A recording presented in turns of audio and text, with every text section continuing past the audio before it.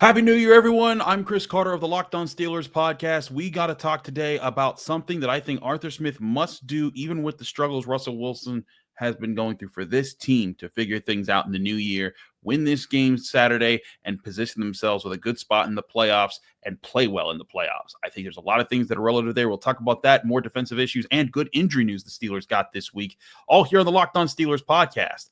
Let's get into it.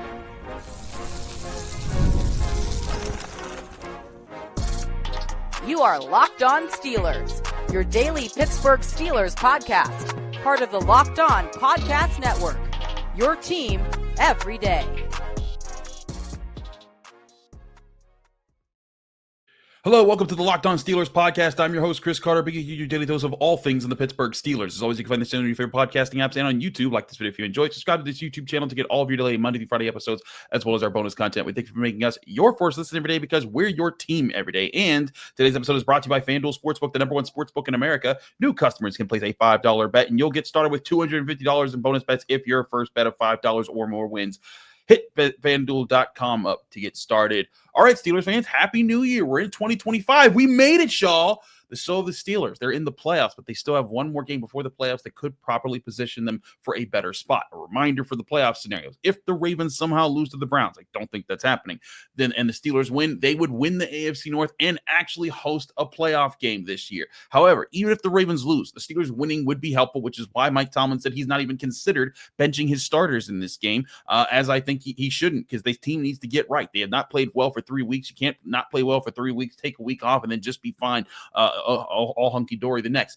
I think this is an important win for them to get their mojo back, play good football, and come out with a victory. If they can do that, I think it sets themselves up well, because if they win and the Ravens win, it locks the Steelers into the 5 seed, means they go to the Houston Texans. That is the easiest of all the home games you could draw from the Bills, the Ravens, and the Texans that'll be playing in the first round of the playoffs. So if you want to get there, this is the key. So we've talked about that. You guys know that situation. But let's talk about another key to this offense that I think needs to happen. Now, I have a film study that's coming out on Russell Wilson and some of the struggles I think he had in this Chiefs game. Again, why I think they're uncharacteristic of him. It's so funny. I spend most of this year telling people, like, hey, I think Russell Wilson's going to be the guy. Even when Justin Fields is 4-2 and people called me a Justin Fields hater and they said, oh, you just love Russell Wilson. And then when Russell Wilson comes in and I'm evaluating him like I evaluated Justin Fields when he was playing well, I said, hey, he's playing well. When he's not playing well, I call that out. And now I'm set up to be a Russell Wilson hater as well. That's neither here nor there. But what I think this team has to do is, one, it has to trust Russell Wilson to get out of the funk that he's in. Because like the defense with the Steelers, the mistakes Russell Wilson is making are mistakes that he's normally been able to correct. One thing I noticed when I was doing my film study of the Chiefs game was that a lot of his mistakes in just reading things were just disguised coverages that, hey, you know what? He started, like on the interception. Again, why Mike Tomlin said that the interception wasn't on him, on George Pickens. It was when he was asked about that play. Part of it was because Russell Wilson never even looked to the left side of the field in the first place. If he thought George Pickens was running a deep ball, typically you would have looked to that side of the field and just said, okay, he's not running that. Oh, the safety's lurking. I need to switch up what I'm doing on this play, which would have led to a check down to Jaylen Warren, who was wide open and probably could have gotten good yards. And again, it's not that Russell Wilson's bad. He had a bad day. That happens. The Steelers have to trust he's going to snap back out of it, and I think he can, because he's shown a lot of the traits that he didn't show in the Chiefs positively against other good teams in the NFL this past season. But I think there's another way that Arthur Smith can help Russell Wilson get there. And again, if you want to read the film study and see the plays I'm talking about, go to post-gazette.com. It'll be the film study. It should be up this morning. You can check that out. I'll be there all week. But I want to talk about something that we've kind of harped on throughout this show earlier in the season. A lot of fans have gotten tired of it, and it's about the play calling, and specifically the first down play calling, because a lot of people have noted how the Steelers can be very predictable, especially early in games. They come in, they'll run, pass. Well, in the last game, they passed, run, pass in the first series. They still went 3 and out, but they got the desired result they wanted on first down on that first play, which is a 7-yard, quick out, easy yards to Pat Freiermuth. That's what you want, right? That's what you want to get out of a first down play. Just a nice 7-yard chunk, set the tone. The problem was they didn't get a good run on second down, and they didn't hit on third down, and that was the failure of that drive. But I do think it showed something that it made me do some numbers crunching as far as using sports information systems and trying to figure out some averages. But I went back and I looked how often per game the Steelers called runs versus passes throughout the season. And I saw something very interesting. Now, we did a similar thing where I was comparing these numbers defensively for the Steelers and offensively a little bit too, compared to the first 14 games of the season to the last 3. Because, of course, in the first 13 games of the season, the first 13 games of the season, the Steelers were 10-3. They had a lot of really good defensive traits. And in the last 3 games against 3 really good teams, a lot of those defensive traits went away. But again, things that they can control, things that they know they can get better at. Now, with the offense, it's a little bit different here because whereas the deep balls were there for Russell Wilson, and that's something we talked about, and George Pickens being healthy and, having more than 2 days to practice plays a factor in that. There were a few things that weren't good for the Steelers. Now, we knew that yards per game wise on the ground, the Steelers were able to run the ball. They were 9th in rushing yards per game with 132.1 yards per game during that 14-game stretch or so.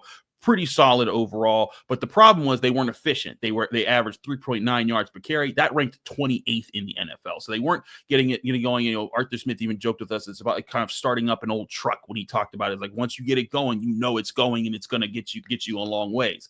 But part of the problem I think that became of that, and we've talked about it on the show, was oftentimes those runs came on first downs. And in fact, the Steelers averaged 17.4 first down runs per game in the NFL in those first 13 games of the season. That was the third most first down rushes in the NFL during that stretch across the board. And during those runs, they averaged 3.6 yards per carry on first down. That was ranked 30th in the NFL. And so it wasn't working. It was kind of holding up the team. Now, part of it is it was trying to set up, maybe you only got three yards here and 2 yards there, but it would kind of set the tone and let the offense settle into things and maybe let you test some things out and hope that you hit a big play here or there, but ultimately didn't work. On the flip side of that, and this kind of correlates during that same stretch, the Steelers also threw the third fewest passes on first down. They averaged 9.4 first down passes per game, and it also was the averaged only 6 yards per attempt on first down passes. Also ranked 30th. So you have the 30th yards per carry on first down, the 30th yards per attempt on first down. So something needs to change there, right? Well, during these last 3 games, as crazy as this may sound because of the, how badly the team lost, that did change just a little bit. The Steelers' rate of run, the Steelers averaged only running on first down 14 times per game, dropping down from 17.4. That was only 8th most instead of 3rd most, and it also yielded some better results. They averaged 5 yards per carry on first down runs, and which was 9th best in the NFL during that stretch. On the flip side, they also increased how many passes they threw on first down. They averaged 11 first down passes per game. Again, not a major fluctuation, not like a complete flipping, but just a slight tweaking towards passing the ball. And in doing so, that was the 10th most. Instead of the 3rd fewest, it was the 10th most passes on first down during those 3 weeks. It also led to 9.4 yards per attempt on first down for the Steelers when it came to passing. And that was 2nd best in the league. And also, I looked it up, because there's always some garbage time numbers in there that you're like, well, they fell behind, kind of late. And so maybe some of those were prevention. So I went and I calculated this number of their yards per attempt on first down passes for when the game was within a single possession. And it actually jumped up to 10.1 yards per attempt when the game was close, when the Steelers threw on first down. By the way, that's 3rd best in the NFL, again, during that stretch during those 3 weeks. So what did all those numbers I just tell you mean? It means that I think the Steelers inadvertently or intentionally, either way, I think stumbled onto something that could be really good for them in this next game and the rest of the way, is that if they can trust Russell Wilson to make the right reads on first down, to hit the right throws, even if they're the safe throw that only get you 5 to 8 yards, those type of things can set up drives and can build the run game off of it. Because when defenses can't just sit on the run game, it forces them to have to think. And when they have to think, it forces them to have the communication breakdowns and them to have the scheme issues. And you put the pressure on them to make that happen. Russell Wilson, again, has been a good quarterback for most of this season for the Pittsburgh Steelers. That is a fact. You looked at his numbers, that is just the case. He's been bad, I think, the last 2 games. The Eagles game, I still give him a pass for because of how little he got the ball, especially in the second half. But if he's going to be the guy, he's got to prove it. And if you believe that he's going to be the guy, you got to give him the chance to prove it. And that means throwing the ball more on first down, which could open up this offense more. And as I talk about with Ray Fittipaldo in today's episode of the North Shore Drive podcast with the Pittsburgh Post-Gazette, involve George Pickens. You want that conversation? Check out my talk with Ray Fittipaldo there on that show. But I want to get back to the defense because there was something else Tomlin said during the Monday press conference, that I wanted to address. I didn't get a chance to talk as much about that. We'll do that next here on the Locked On Steelers podcast and talk about the good injury news that the Steelers got on Tuesday. All that here and more on the Locked On Steelers podcast. Stick with us. We'll be right back. But first, remind you this show is brought to you by FanDuel Sportsbook, the #1 sportsbook in America. The NFL playoffs are almost here, but it's not too late to get on the regular season action with FanDuel, America's #1 sportsbook. Because right now, new customers can finish the season strong with $250 in bonus bets if your first bet of $5 or more wins. FanDuel has so many ways for you to pick up a W. I love betting on which players will score a touchdown or how many points each team will score because it's thrilling. This week, here are your Steelers numbers as they stand going into New Year's Day. The Steelers are 1.5-point home underdogs to the Bengals. That's held all week. But the money line's been fluctuating here and there. The Bengals sit at -126. The Steelers sit at +108. That is a very close number right there. And the over-under set at 48.5 points. Where will you put your money? Make sure you put it in FanDuel Sportsbook, the #1 sportsbook in America. Visit FanDuel.com to join today. That's FanDuel.com to get your chance at $250 in bonus bets if you hit your first bet of $5 or more. Make every moment more with FanDuel, an official sportsbook partner of the NFL.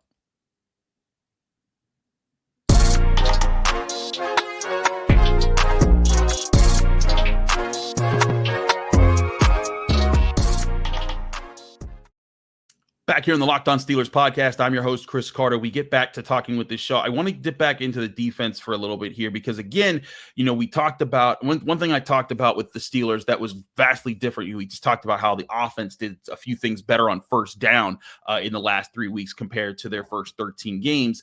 One of the biggest things we noted about what the defense wasn't doing well was its missed tackle rate. If you combined its broken tackles and missed tackles in the first 13 games of the season, the Steelers had only had 7.5% of their tackle opportunities being missed or leading to broken tackles. That was the second best rate in the NFL during that stretch. If you look back over the last 3 weeks, that rate has jumped up to 15.5%. That is next to last in the NFL during that stretch. Now, again, the Steelers have the capabilities to get their defense back to where they want to be. But part of it is coming down to execution. Part of it comes down to scheme. And I thought it was interesting when Mike Tomlin was asked about communication versus schematics, for planning versus on field, making sure that you understand how the plan is impacted when you're facing certain offenses and alignments. I thought it was interesting the response he gave, and I also asked a follow-up question. So listen to how Mike Tomlin explains the kind of the balance of what needs to happen there for the Steelers defense to be better. Here was Mike Tomlin on Monday. Like in both the Ravens and the Chiefs game, there were some touchdowns in the end zone by both of those opposing teams with players wide open. You mentioned you looked at trends. Was there a common thread between those? Was it schematic? Was it communication based, or a little bit of both? A little bit of both. Piggybacking off of Jenna's question, when it is schematic and communication in the same, it's a bit of both there. How do you go about correcting that at this stage of the season? A lot of our issues or challenges are multi-layered and complex. It's just business in the NFL. It's chess, not checkers. And so we got to make some schematic adjustments. We got to make some divisional labor adjustments. But those are discussions that are ongoing week in and week out, even when you're successful. And so I'm not going to try to elevate that or mislead you like something is going on different. We got to put together a good plan this week. We got to do a really good job of presenting it to the guys. They got to do a real good job of absorbing it and preparing individually and collectively, and then we'll go into the stadium and play. So, the reason I wanted to follow up there, because he kind of just, blew off the question, not blew it off. He just answered it very plainly. Yes, it is involving both in that situation there. But I wanted to kind of delve into how do you fix that then? Because if it's both, that means you got multiple areas to address and practice this week. And I think this is where Mike Tomlin has to prove he's a good coach time and time again. Because again, this pokes its ugly head on every team. You go to every defense at some point in their time, they're going to have busted coverages. They're going to have messed up plays. But what your job is to identify those and try to make sure that happens as little as you can with the talent on your team. And, we look in this secondary, obviously, secondary, some young developing players, some older players who haven't played as well this season. But all in all, still a group that I think they can be responsible and play well together when they're on the same page. And I think sometimes they just haven't been about how they're supposed to tackle certain situations and tight moments. One thing that, good offenses do, they rush to the line. They know what their plan is. They move fast. They motion. They force you to have to think, and then they put you in a spot where you're going to have to make a tough decision. And not only do you have to make a tough decision, the other 10 guys around you have to make tough decisions.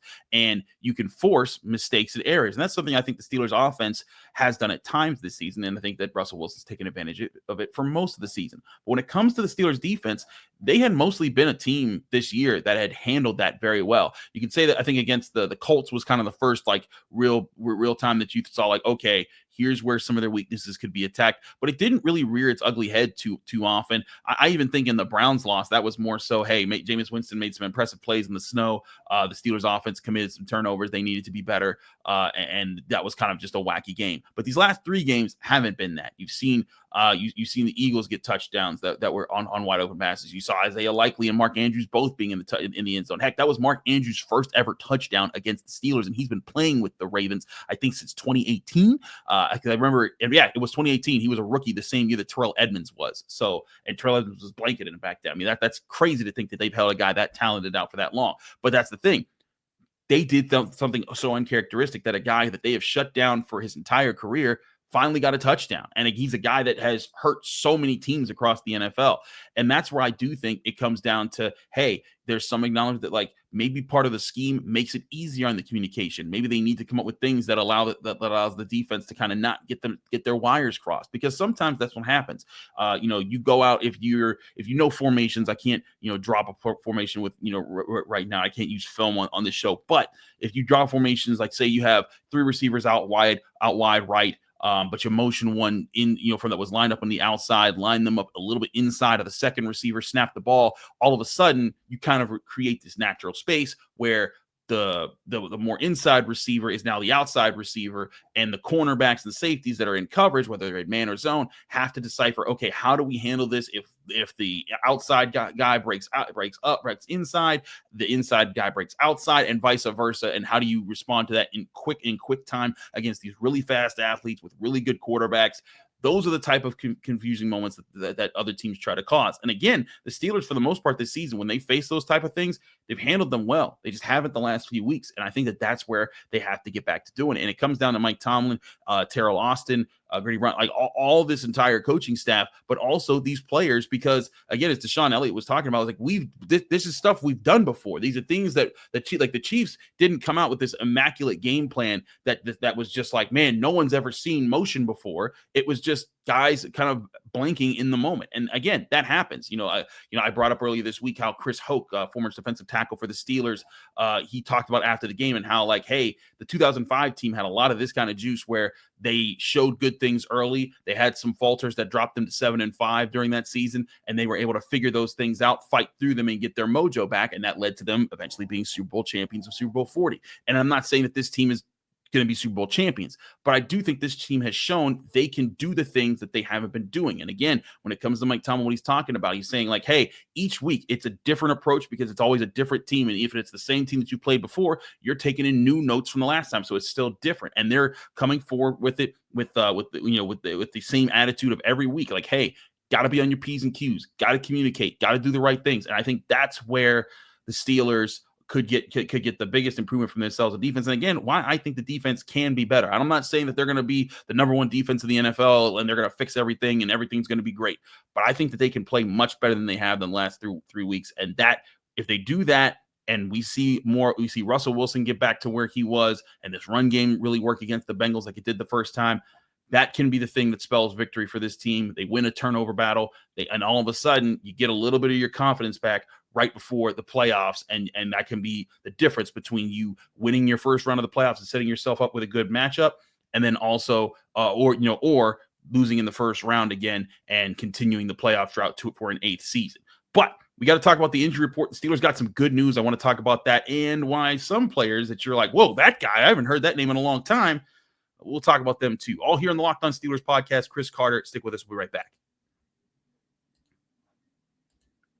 But first, I remind you, this show is brought to you by Prize Picks. Prize Picks is the daily fantasy platform that you can always win with, because whether it's football, basketball, or any of your favorite sports, Prize Picks makes the holidays bigger and brighter. You can now win up to 1,000 times your money on Prize Picks. Plus, this holiday season, they're giving away $30+ million in rewards during Picksmas and offering 2 free picks throughout December. And when your picks hit, Prize Picks makes it easy to cash out. You can get your money fast in 15 minutes. This week, look for different players, whether it's higher or lower. Just always look for the Picksmas and the Prize Picks numbers to say, hey, if I expect Saquon Barkley, if he's going to play this week for the Eagles, this is the amount of yards I'm thinking. If you think George Pickens is going to have a big day, maybe you'll say he'll get more. If you think he's going to be quieter, maybe you'll say less. But that's the simple and ease that you get a Prize Picks. You can dial up any combination of players, the NFL, NBA, NHL, college sports, and so much more. And it's the fun new daily fantasy platform that you have to try right now. Download the Prize Picks app today. Use code LOCKEDONNFL to get $50 instantly after your first $5 lineup. That's right, $50 instantly when you play just $5 on Prize Picks. Prize Picks. Run your game.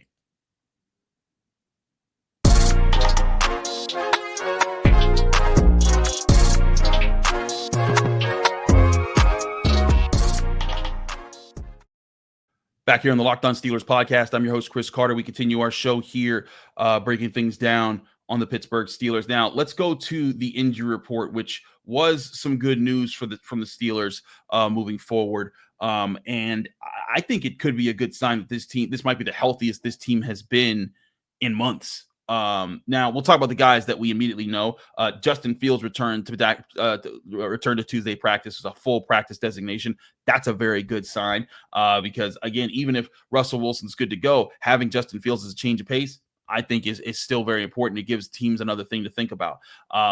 Then you have Joey Porter Jr. back to full practice with that knee injury. Kind of goes along the lines with what Mike Tomlin said, like, hey, if that was a longer week than last week, maybe he does play. Showing, hey, Joey Porter Jr., he'll be fine. He'll be good to go. That's a good sign. And he had a rough time against the Bengals the last time. Granted, the team won. He committed some penalties. Some of the penalties I thought were a little over the top, but all in all, you still want your number one corner out there. It allows Dante Jackson to go into that number 2 role, and it allows, James Pierre, Corey Trice to be more in certain spots where you can scheme them up better against certain wide receivers and not having to have them go up against T. Higgins and Jamar Chase every single time, because that would be a rough out in there. But Jaylen Warren, limited practice participant with the ribs. That's fine. He's been doing that for a bit. Isaac Seumalo and Russell Wilson on rest days. So all in all, good news. Ben Skoranek, he has a hip injury. He's limited practice. Oh, yeah. Also, yes, I've learned how to pronounce his name correctly. So good news across the board on those guys. It looks like the Steelers are getting almost everybody back that's been recently injured and just kind of waiting to see week to week how they'll be able to perform. But they also got some interesting notes here on the windows opening up. And I want to kind of add my own temperament to how you're going to hear this. So 3 players, Logan Lee, Cole Holcomb, and Roman Wilson, the 3rd-round draft pick they picked out of Michigan at wide receiver, all of them were allowed back to practice and were entered their 21-day window to return from the IR or the reserved PUP list. Now, I want to stress this. This does not mean that these guys are going to be playing soon. This is just simply the Steelers being like, hey, you know what? 21-day window.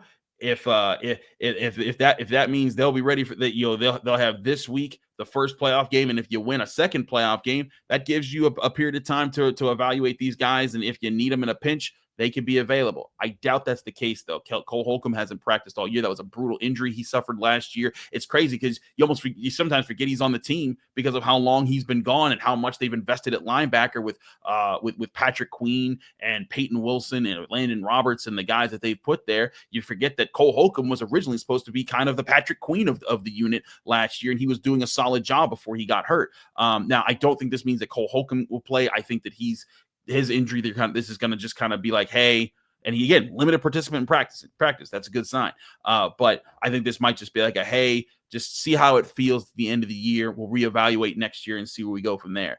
I am interested, though, in Roman Wilson, who was given a full practice designation. Now, as we know, Mike Tomlin, when it comes to rookies, he always talks about the fast-moving train when they're about to get their first real action as a rookie. Roman Wilson, this would be a very fast-moving train. This team is getting prepared for a division rival in their own house in a game that's important for the team to win just before the playoffs, and then a week after that, they got to get right on it and get ready to play whoever they have to play in the playoffs. That's a very fast-moving train to get on, especially while the team's trying to correct so many other things. But Roman Wilson with a hamstring injury, he's been on IR. I'm not sure he's going to be able to play this week or even the rest of the season. But if there's a chance that you could get him in there and get him in some spots where you haven't had, when you need some speed at wide receiver, that could prove really interesting. Again, I don't think that's necessarily going to happen because I think this might be the Steelers just letting him practice, letting him get some feel and take advantage of that. But man, if they could get him on the field for some plays and he turns out to make a play or two for your team, it could be a sign of like, dang, that's part of what they were hoping that they would get this year at the wide receiver position. So it wouldn't just be George Pickens, Calvin Austin, and then, Ben Skoranek making a 15-yard catch or Mike Williams making an occasional catch here and there. It'd be really interesting to see that. Logan Lee, I can't say much there, but I do think that when you look at this injury report in general, it's a good sign. I think the biggest good sign, though, is Joey Porter Jr. and Justin Fields returning, particularly because Joey Porter Jr. just gives you that better presence on the outside, and I think it allows the rest of the defense to be a little bit more comfortable with what they do. And listen, Joey Porter Jr. has been on the field when they've had coverage bust this year. It doesn't mean everything's about to get fixed, but again, just having better personnel is going to help when you kind of need an all hands on deck. Everyone needs to show up. Everyone needs to perform their best. I think that's going to be the key for the Steelers. And again, Justin Fields being back, I think that gives you a change of pace quarterback. And hey, if Russell Wilson goes down, Russell Wilson's been running a lot lately. You go back to the fumble, the big hit he took on the fumble against the Ravens, the touchdown he ran against the Chiefs, and a few of the other runs that he had. Russell Wilson's put himself in harm's way several times. And when Justin Fields is out, it's a little more nerve-wracking because you don't want the third string quarterback going in there. But with Justin Fields in there, I think that it at least gives them the security of saying, hey, if things go bad for Russ, you at least have the guy that got you to 4-2 and can play the offense and at least play at a fast pace and give you